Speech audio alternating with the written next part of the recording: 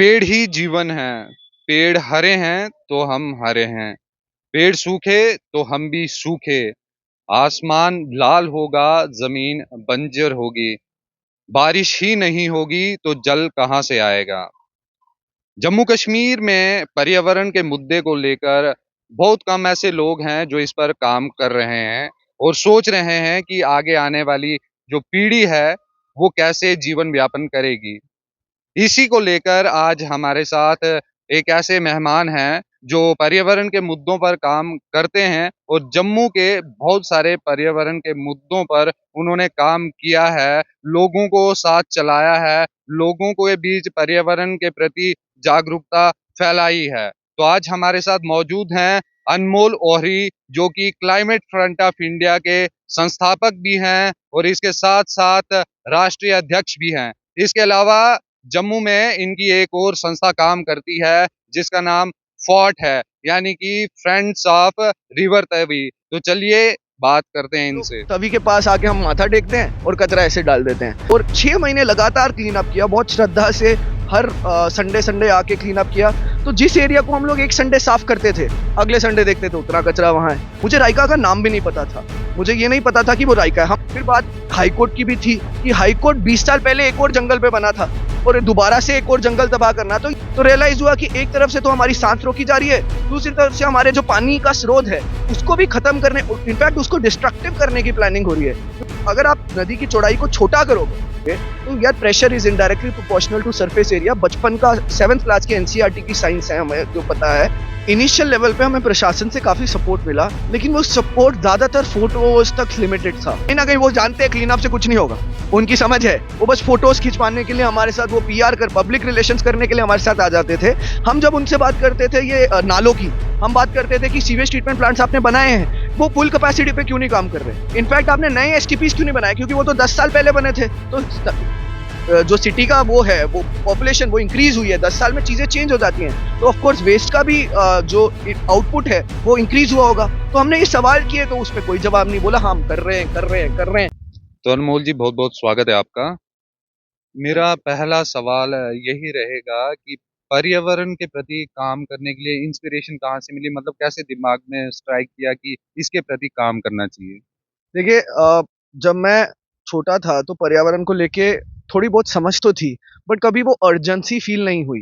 अंदर से ऐसा लगा नहीं कि हाँ ये अभी होगा, क्योंकि किसी ने समझाया नहीं कि ये ऑलरेडी हो रहा है। सबने बोला 30 40 50 साल में बहुत बुरा हाल होगा, अभी से हमें थोड़ा हेल्प करना चाहिए।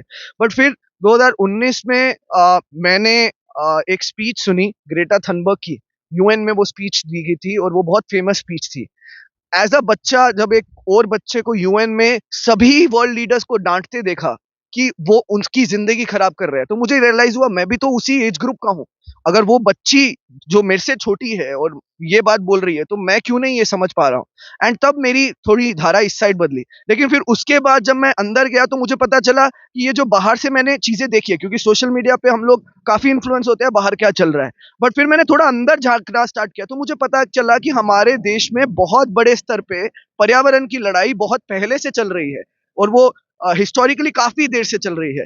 फिर चाहे नर्मदा बचाओ आंदोलन है या फिर चिपकू मूवमेंट है, काफी बड़े स्तर पे हिमालय में भी, हमारे इलाकों में भी बड़े स्तर पे इसके ऊपर बातचीत की गई है। अभी जम्मू की अगर बात करें तो आपने किन किन मुद्दों पे यहाँ काम किया, क्या क्या पर्यावरण के ऐसे मुद्दे थे जिन पे काम किया, और आपको क्या लगता है कौन सी और ऐसे मुद्दे हैं जिन पे काम करने की अभी जरूरत है जम्मू में? इनिशियली जब हम लोग जम्मू में आए तो हम लोग छोटी छोटी प्रॉब्लम्स को आइडेंटिफाई करना स्टार्ट हुए। तो सबसे पहले लगा यार कैसे कचरा, हम लोग तवी के पास आके हम माथा टेकते हैं और कचरा ऐसे डाल देते हैं। तो उसी के जरिए हम लोगों ने क्लीन अप स्टार्ट किया। जब हमने स्टार्टिंग में 2020 में क्लीन अप किया और 6 महीने लगातार क्लीन अप किया, बहुत श्रद्धा से हर संडे संडे आके क्लीन अप किया। तो जिस एरिया को हम लोग एक संडे साफ करते थे, अगले संडे देखते थे उतना कचरा वहां है। तो रियलाइज हुआ कि क्लीन अप सोल्यूशन नहीं है। हाँ, क्लीन अप के जरिए हमारी वो क्षमता बढ़ी कि हम लोग इस प्रॉब्लम को और सीरियसली लें और समझे और डायरेक्टली इसके साथ लिंक करें, हाथों से काम करें और समझे कि प्रॉब्लम कितनी इंटेंस है। बट रियलाइज हुआ ये सिस्टमैटिक प्रॉब्लम है। ये प्रॉब्लम नदी के जो सीवेज ट्रीटमेंट है, जो हमारा सिस्टम है म्युनिसिपल, उससे है। एक तो प्रॉब्लम ये नदी की है। फिर उसके बाद रियलाइज हुआ ये प्रोजेक्ट्स जो आ रहे हैं ये कितना भयानक है। फॉर एग्जाम्पल राइका पे हम लोग उसके बाद गए। रायका एक हमारा जंगल है। मुझे रायका का नाम भी नहीं पता था। मुझे ये नहीं पता था कि वो रायका है। हम सब सोचते थे सिद्रा का एरिया है जहाँ पे हम लोग लॉन्ग ड्राइव पे जाते थे एज यंगस्टर्स। फिर रियलाइज हुआ ये एरिया बचेगा नहीं। जो लॉन्ग ड्राइव पे वो ठंडी हवा लेने हम लोग पहले जा रहे थे, वो अब आने वाली जनरेशन को नहीं मिलेगा। एंड देन वी रियलाइज कि ये नहीं होना चाहिए, क्योंकि जहां हमारी बाहर पूरे देश में और दुनिया में ये बात हो रही है कि पर्यावरण बचाओ, हमारे पास ये है और हम लोग उसको खत्म कर रहे हैं। फिर बात हाईकोर्ट की भी थी कि हाईकोर्ट 20 साल पहले एक और जंगल पे बना था और दोबारा से एक और जंगल तबाह करना, तो ये हमें ऐसा लगा नहीं कि ये सोल्यूशन है हमारी प्रॉब्लम्स का, उल्टा ये प्रॉब्लम्स को बढ़ाना ही है। और फिर ये आरएफडी के प्रोजेक्ट्स जैसे आया, तभी पे तो हम काम ही कर रहे थे। 2 साल पहले पता चला ये रिवर फ्रंट डेवलपमेंट है, तो रियलाइज हुआ कि एक तरफ से तो हमारी सांस रोकी जा रही है, दूसरी तरफ से हमारे जो पानी का स्रोत है उसको भी खत्म करने, इनफैक्ट उसको डिस्ट्रक्टिव करने की प्लानिंग हो रही है। क्योंकि अगर ये आरएफडी बन गया तो आने वाले, अगर आप नदी की चौड़ाई को छोटा करोगे, अगर आप दोनों भागों से, दोनों जो बैंक्स हैं उससे छोटा करोगे, तो यार pressure is indirectly proportional to surface area. बचपन का 7th क्लास की एनसीईआरटी की साइंस है, हमें जो पता है, अगर पानी का जो स्रोत है उसकी जगह को छोटा करोगे तो पानी फैलेगा। अच्छा, मेरे को आप बताइए कि जैसे आपने बताया कि जम्मू में आप ये क्या बोलते तवी को क्लीन करते थे, ठीक है, वीकली वीकली जाकर, उसमें लोगों का किस तरह का सपोर्ट था और प्रशासन की ओर से कुछ सपोर्ट वगैरह मिला उसमें आपको? इनिशियल लेवल पे हमें प्रशासन से काफी सपोर्ट मिला, लेकिन वो सपोर्ट ज्यादातर फोटोज तक लिमिटेड था, फोटोज वीडियोस। मतलब हम लोगों को एक, प्रशासन उसको कंटिन्यू नहीं कर पाया। वो आज भी कंटिन्यू कर पा रहे हैं, क्योंकि उनको भी पता है कि कहीं ना कहीं वो जानते हैं क्लीन अप से कुछ नहीं होगा। उनकी समझ है, वो बस फोटोज खिंचवाने के लिए हमारे साथ, वो पीआर कर, पब्लिक रिलेशंस करने के लिए हमारे साथ आ जाते थे। हम जब उनसे बात करते थे ये नालों की, हम बात करते थे कि सीवेज ट्रीटमेंट प्लांट्स आपने बनाए हैं, वो फुल कैपेसिटी पे क्यों नहीं काम कर रहे? इनफैक्ट आपने नए एसटीपीज क्यों नहीं बनाए? क्योंकि वो तो 10 साल पहले बने थे। तो जो सिटी का वो है, वो पॉपुलेशन वो इंक्रीज हुई है, 10 साल में चीजें चेंज हो जाती हैं, तो ऑफ कोर्स वेस्ट का भी जो आउटपुट है वो इंक्रीज हुआ होगा। तो हमने ये सवाल किए तो उस पर कोई जवाब नहीं, बोला हम कर रहे हैं कर रहे हैं कर रहे हैं। तब से फिर वो भी थोड़ा पीछे हो गए, बट प्रशासन का कहीं ना कहीं सपोर्ट रहता है। नवरात्रों में भी हम लोग जब करते हैं तो थोड़ा सपोर्ट रहता है, बट वो जो सिस्टमैटिक इश्यूज हैं वो कहीं ना कहीं वो भी सॉल्व नहीं कर पाते जो लोकल एडमिनिस्ट्रेशन है, क्योंकि उनको वो फंडिंग नहीं है और वो डायरेक्शन नहीं है। डायरेक्शन ये है कि हम कॉस्मेटिक ब्यूटी लेके आए, मतलब ये कमर्शियलाइजेशन कर लें, ये नदी के बाहर कंक्रीट को बिछा दें और बड़ा अच्छा दिखा दें, लेकिन पानी जो है वो नाले की तरह ही रखें। अच्छा, मेरे को बताइए जम्मू के लोग मतलब कितने इसके लिए वो हैं पर्यावरण को लेके? समझ, हाँ, तो देखिए लोगों का ऐसा है कि इनिशियली हम लोगों को जो दिखा था, एटलीस्ट जो हमारे हमारे क्लास के लोग हैं, जो मिडिल क्लास के लोग हैं, अपर क्लास के लोग हैं, उनको कोई लेना देना नहीं था मोस्टली। और जो वर्किंग क्लास के लोग हैं, जो मार्जिनलाइज सेक्शंस हैं, वो तो ये सोचने के लायक भी नहीं थे। उनकी जिंदगी जद्दोजहद चल रही थी रोज रेगुलर लेवल पे। तो कहीं ना कहीं थोड़ा सा जम्मू में इस चीज के ऊपर बातचीत नहीं हो रही थी। कुछ लोग थे जो बात कर रहे थे, भूषण पारीमू सर थे, बहुत अच्छा काम कर रहे थे पिछले 30-40 साल से, उनसे मुलाकात हुई, उनका एक बहुत सपोर्ट रहा। रूपचंद जी थे, वो हमारे साथ भी आए हैं आज, उनका एक काफी सपोर्ट रहा। कुछ ही लोग थे, कुछ गिने चुने। बट आज जब हम देखते हैं तो आज हमें दिखता है कि एफएम रेडियो वाले क्लीनअप्स कर रहे हैं, देवीपिंडी में क्लीनअप्स हो रहे हैं। ऑल्दो समझ अभी भी नहीं है कि क्लीनअप से सोल्यूशन नहीं आएगा, बट एक शुरुआत दिख रही है कि लोग एटलीस्ट इस प्रॉब्लम को आइडेंटिफाई कर पा रहे हैं पिछले कुछ सालों में। आप अपनी ऑर्गेनाइजेशन के साथ मतलब लोगों को किस तरह मोटिवेट कर रहे हैं इसको आगे ले जाने के लिए? देखिए हमारा लार्जर पर्पस है कि हम लोग यूथ को इस प्रॉब्लम के ऊपर लाएं और इस प्रॉब्लम के सॉल्यूशंस के लिए इनिशिएटिव लेने के लिए पुश करें। अब वो सॉल्यूशंस कई बार इकोनॉमिक भी हो सकते हैं, कई बार सामाजिक भी हो सकते हैं, कई बार पॉलिटिकल भी हो सकते हैं, कई बार अलग अलग तरीके से ये सॉल्यूशन आते हैं। हमारा मकसद है, चाहे आप जर्नलिस्ट हैं, चाहे आप लॉयर हैं, आप इस प्रॉब्लम को समझे, क्योंकि अगर आप इस प्रॉब्लम के ऊपर फोकस नहीं करेंगे तो बस खत्म है, हम कुछ सालों में हम खत्म है, हमारी सिविलाइजेशन खत्म है। इसके साथ ही अभी कुछ टाइम पहले हमने सुना था और न्यूज़पेपर्स वगैरह में देखा था कि आपने यहाँ पे प्रोटेस्ट किया था इसी पार्क में, ओके, किन मुद्दों को लेकर था, क्या था वो पूरा मसला जरा बताओ? देखिए ये जो रिवर फ्रंट डेवलपमेंट प्रोजेक्ट है, इसका लार्जर पर्पस है कि यहाँ पे होटल्स बनाना है। एक बार ये बन जाएगा तट, जो इन्होंने नदी को छोटा किया है और एक नया आर्टिफिशियल लैंड मास बनाया है, इस पे इन्होंने होटल्स बनाने हैं, इसमें इन्होंने ये बनाना है। अब पहले ये पार्क को इस आरएफडी नहीं, इस तभी आर्टिफिशियल लेक के अंदर ही बनाया गया था आज से कुछ साल पहले।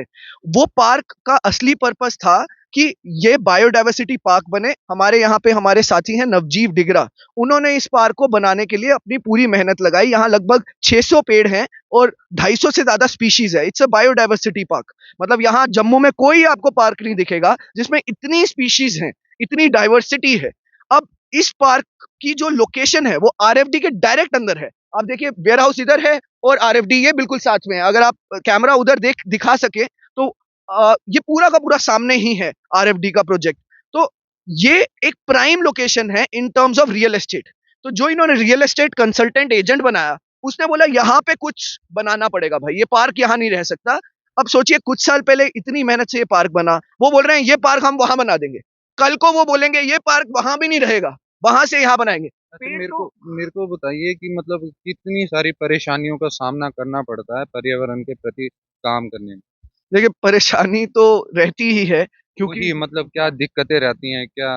देखिए एज यंगस्टर्स मेरी इंडिविजुअल दिक्कतें तो यंग यूथ की जो पूरे देश की हैं वो है ही हैं। बट वो परेशानी एक इंडिविजुअल परेशानी है। जो लार्जर परेशानी हमें दिखती है, लोग अभी भी चाहे वो सिस्टम के अंदर हैं, एडमिनिस्ट्रेशन में हैं या आम लोग हैं जो अपनी रोजमर्रा की जिंदगी जा रहे हैं, वो ये समझ नहीं रहे हैं कि हमारी जान खतरे में है। और जब हम उनको समझाने चाहते हैं तो वो कहीं ना कहीं सोचते हैं कि यार ये अगली जिंदगी में होगा, हमारी थोड़ी प्रॉब्लम है। कहीं ना कहीं लोगों का ये एटीट्यूड है कि ये आगे पोस्टपोन कर दिया जाए, कि मतलब हमारे सर पे ना डाला जाए, आगे की जनरेशन देखेगी जब प्रॉब्लम सर पे आएगी। वो जो एटीट्यूड है वो चाहे एडमिनिस्ट्रेशन का हो चाहे लोगों का हो, वो बहुत गलत है। ये जो शॉर्ट टर्म थिंकिंग है इससे हमें बहुत परेशानी होती है क्योंकि उतना उतना सपोर्ट नहीं मिल पाता है, उतना समझ नहीं मिल पाती है। लोग कहीं ना कहीं हम लोगों को गलत भी सोचते हैं। जैसे राइका को लेके हम लोगों के ऊपर बहुत इल्जाम लगाए गए, हम लोगों को बड़ी सारी गलत चीजें भी बोली जाती हैं, नेगेटिव एलिमेंट्स बोला जाता है। आई थिंक पर्यावरण को बचाना नेगेटिव एलिमेंट नहीं हो सकता। अपने जम्मू की कल्चरल और इन्वायरमेंटल हेरिटेज को जिंदा रखना।